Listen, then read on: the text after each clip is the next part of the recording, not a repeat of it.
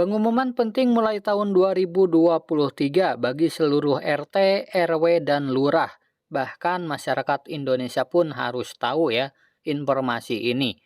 Nah, kira-kira ada pengumuman penting apa ya dari Kemensos?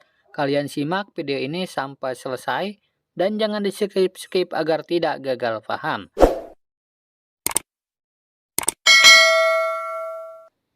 Nah, oke teman-teman, sebelum pada berita pentingnya di sini saya akan memberikan kabar gembira terlebih dahulu ya.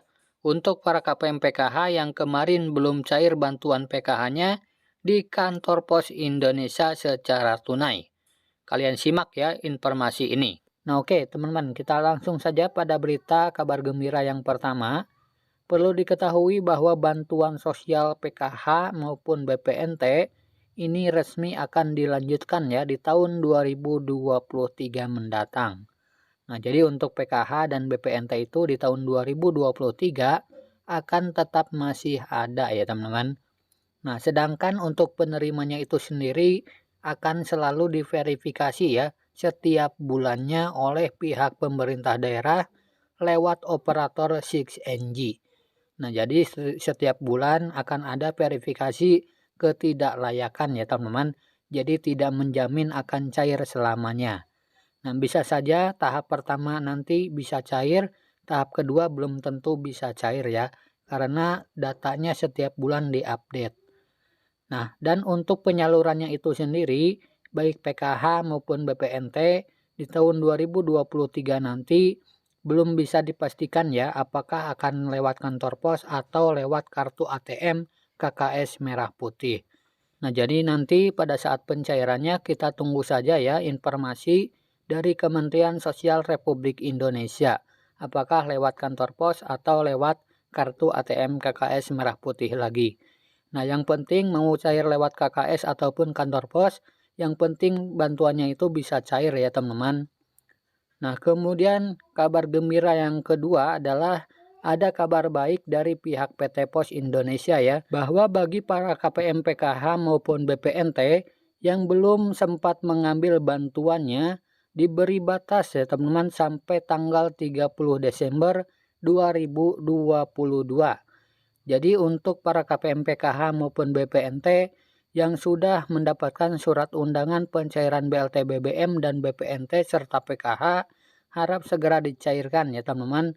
Nah, batasnya yaitu tanggal 30 Desember 2022. Nah, jika tidak diambil sampai tanggal tersebut, bantuannya akan ditarik lagi ke kas negara ya, atau dikembalikan ke negara. Nah, kemudian yang ketiga, sesuai keterangan pihak PT Pos Indonesia, bahwa ada data susulan kembali yang masuk ya teman-teman sebagai penerima bantuan BLT BBM dan BPNT serta PKH untuk termin ketiga ini. Nah, jadi sekarang ada termin yang ketiga ya teman-teman untuk para KPM PKH maupun BPNT yang kemarin belum sempat mendapatkan surat undangan. Nah, tentunya ini tiap daerah berbeda-beda ya teman-teman. Tidak semua para KPM mendapatkan surat undangan susulan. Nah, kemudian kabar gembira yang keempat yaitu ada keterangan dari pihak Bank Himbara ya teman-teman.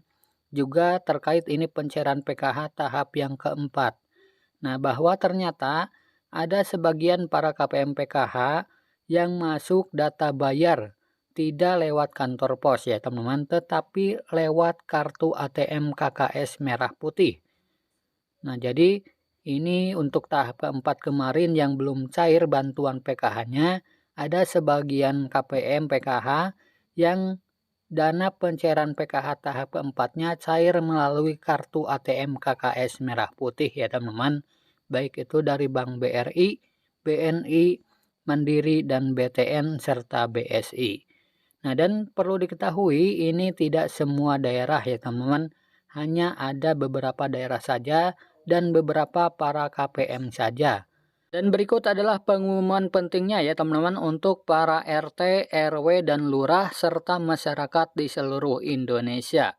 Seperti yang dikutip dari kompas.com, Mensos minta RT atau RW bantu perbaiki data kemiskinan, manfaatkan fitur usul sanggah. Nah, seperti apa ya? Mari kita baca sama-sama beritanya. Menteri Sosial atau Mensos Tri Risma hari ini meminta seluruh masyarakat turut andil dalam perbaikan data kemiskinan di wilayah masing-masing. Nah, jadi Kemensos menyatakan harus turut andil ya teman-teman masyarakat dalam perbaikan data kemiskinan, apalagi RT dan RW-nya. Risma mengatakan kementeriannya sangat terbuka dengan adanya keterlibatan masyarakat dalam perbaikan data terpadu kesejahteraan sosial atau DTKS, termasuk RT dan RW setempat. Cara ini dinilai lebih efektif karena proses akurasi data membutuhkan biaya yang besar. Bayangkan untuk perbaikan data harus dialokasikan anggaran sangat besar, sementara di daerah ada perangkat pemerintah, mulai dari RT, RW, desa, kelurahan, dan seterusnya.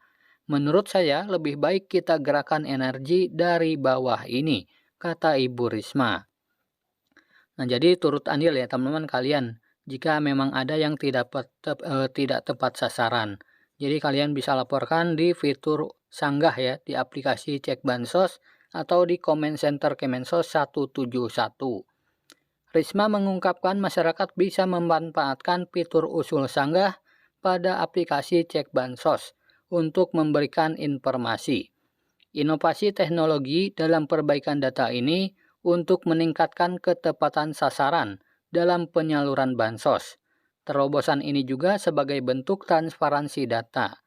Dengan fitur ini, masyarakat yang merasa berhak mendapatkan bantuan namun tidak mendapatkan bisa mengakses fitur usul atau memberikan informasi bila mengetahui seseorang tidak layak namun mendapatkan bansos dengan mengakses fitur sanggah, kata Ibu Risma.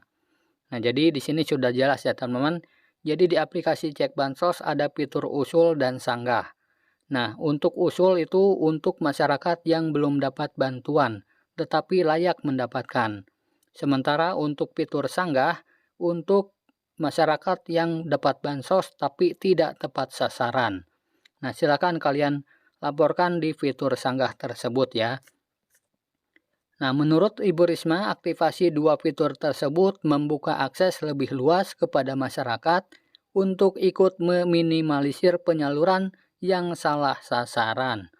Pasalnya, diakuinya, saat ini memang masih banyak orang yang berhak mendapatkan bantuan, tapi tidak mendapatkan bansos.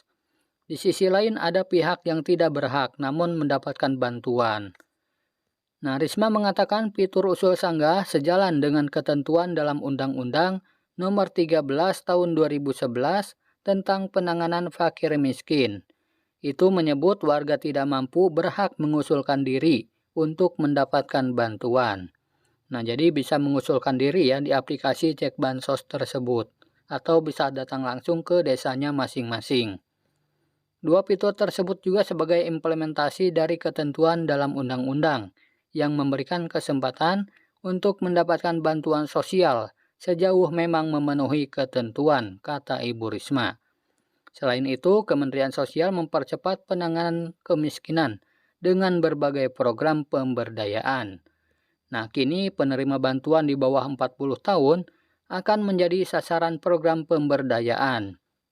Nah, jadi di sini sudah dijelaskan juga untuk KPM yang berusia 40 tahun ke bawah akan dialihkan ke program pemberdayaan.